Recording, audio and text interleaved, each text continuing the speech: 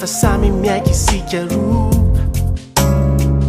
Nino na mety iseo iarahantsika amizaka ireo. Mitoky izay ifanaovantsika indray.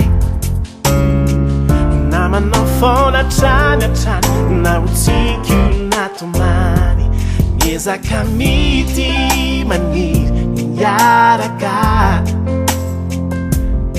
Mifanjoery malay isaraka. Mifiaraha malala izao. Ianao dia manana ny fiainanao. Matahotra kavahotra. Sao dia manahirana. Mimiko tsy lazaina, tsy tiako tantaraina.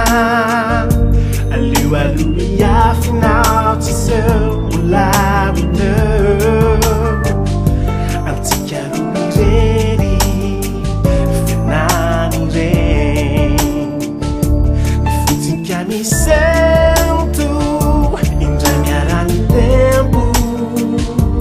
Miezaka ifanantony indraindray avy eo tsy say. Mifankatia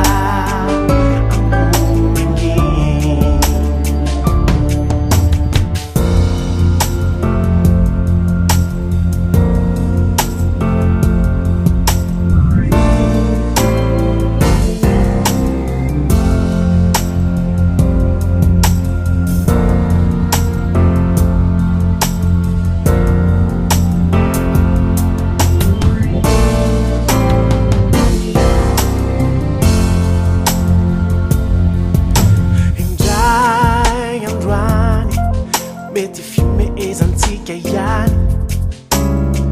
Izao tantany izao nininana tao rehefa voafaritra. Izao aky maniry arakodory.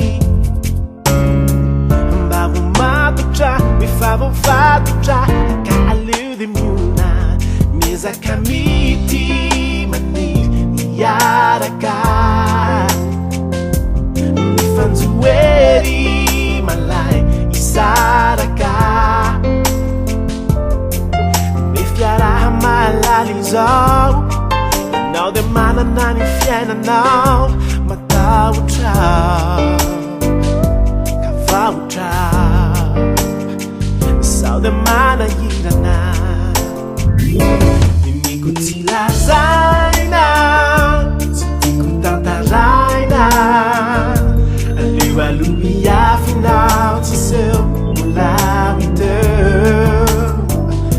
Antsika roa irery fenany ireny. Mifotsika misento indray miarany tempo. Miezaka ifanantony indraindray avy eo tsy say. Dia ifankatia